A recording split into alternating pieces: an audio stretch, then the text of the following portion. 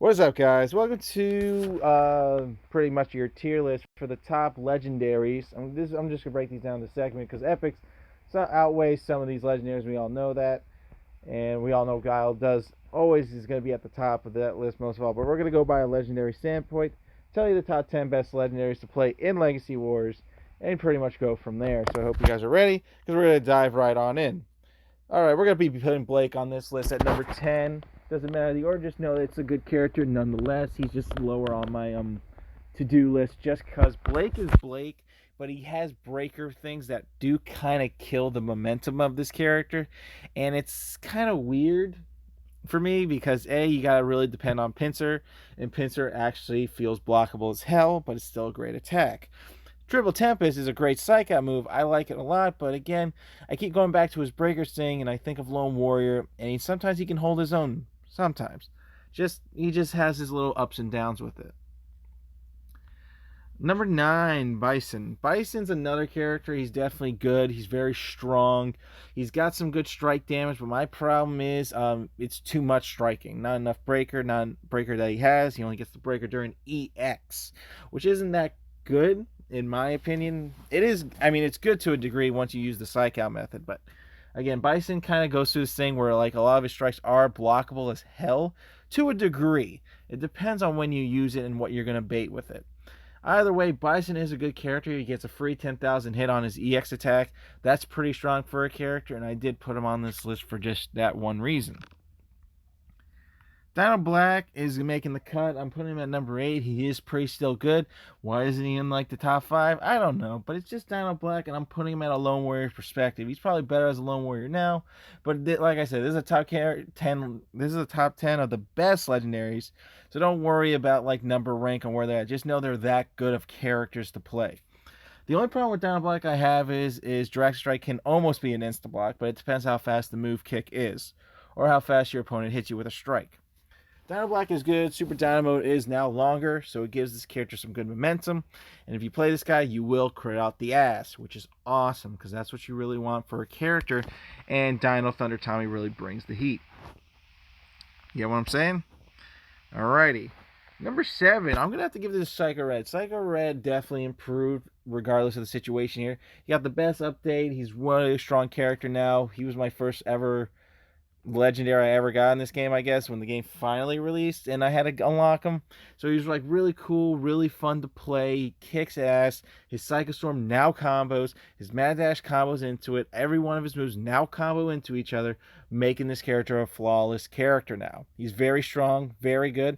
And I always use him in my score text now because he's really that good of a character, and that says a lot. You know what I'm saying? Number 6, honestly, I'm going to give number 6 to our boy Daishi here. Daishi, to me, feels pretty good just for the fact that, yes, that big HP clutch does help. Because, Daishi has all these threes, and he can just abuse the crap out of them. I can't tell you how much, but that's why you're going to need at least one shield assist just to calm his booty down. His Phantom Beast does hold him back. That's why he is at number 6. And pretty much Staccato Fury does give you the burn that you need.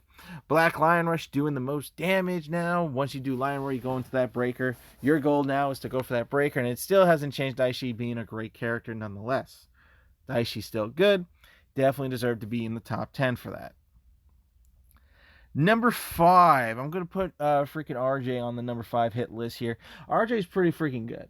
I'm not going to lie. Yes, the Wolf Beam freaking sucks ass, but his other moves make up for it. That's all I can really say about this character. Why is he number 6? Because he's got a Wolf Beam attack. He actually has a good special. That's going to help him in the long run. He kills it. Actually, this is number 5. This is number 5. Sorry, guys. This is number 5. Yeah. He kills it with the Wolf Beam. It really helps this character get the momentum.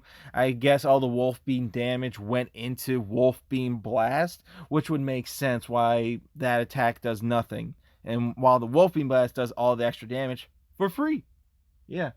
So it's actually really good for RJ. You know, he is a really strong character. You give him a shield assist. He's really fun to use. Really good psych outs. You play him right. You do a lot of stuff with him. You can get away with awesome things. All right, let's get to our little top 5 section. Y'all know how we're going to go about this. Akuma, I feel like, is still strong. I'm saying this because, he got a good EX attack. His shield does so much more damage, and it has more combo potential into Ghost Shore Yukin, which does more damage now. So that's good for Akuma in a way. Like, he is a pretty strong character. I mean, Godoken, yes, that Godoken looks like ass, but it doesn't stop him from doing a Go Shoryuken, which can average you out closely, roughly, almost 8,000 damage. And yes, there's some other characters that do more damage, like Shadow Ranger. Yeah, I understand that, but you gotta take in consideration the predictability on some of those attacks and why these characters are on this list for certain things. Shadow is good, but he's not that good. You know what I'm saying? But you guys would understand. Pretty sure someone's gonna argue me with that Shadow Ranger. And it's your opinion. I respect it. Just go with this video. So yeah, Akuma and his super mode, giving him like that oomph, really gives that character that strike, gives you the power to do stuff.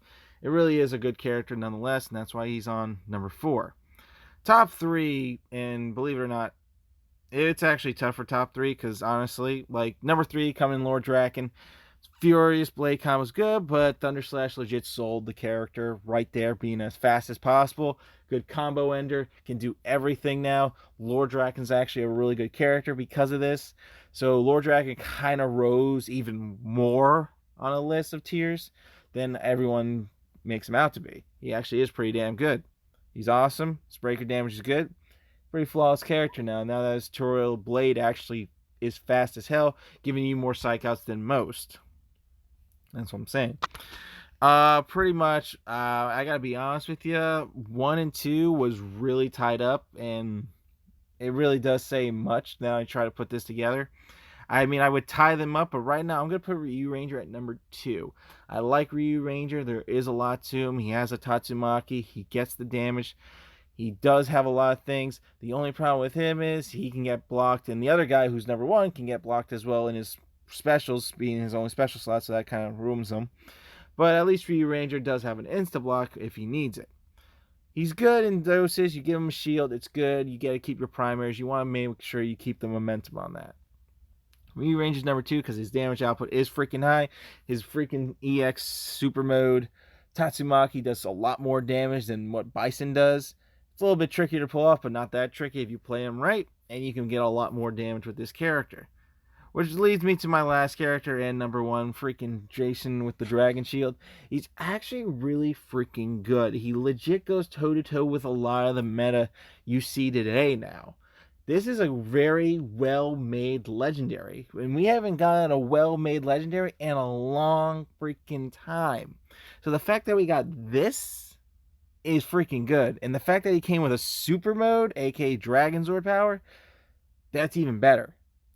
Jason became, well, you know, the legendary Jason with Dragon Shield became really one of the best characters right now. It's crazy. It's awesome. It really shows how far N-Way has come to finally put aside their differences and actually make a good freaking character with 3s and 4s. Making him pretty damn good. Oh, yeah. That's a really good character. For real.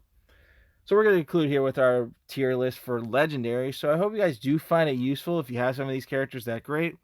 I mean, you can still play the other legendaries if you want to. You can play Shadow Rangers. I can give you some honorable mentions. Like I said, Shadow Ranger's still good. You just got to play him differently. Korak's still not too bad. These are some honorable mentions. They didn't make my list, but, you know, they're honorable. You know, they're pretty good characters still in the end. Preston's also another one, and so is Trent. Gold Zeo, he's pretty good to a degree. You gotta watch out for those breakers. And that's pretty much it. I mean, Phantom Range is also pretty good, so whatever floats your boat. But those are pretty much my top 10 picks, besides these honorable mentions. So thanks for watching, guys. Be good, stay safe, and keep on battling. That's all I can say. Be good.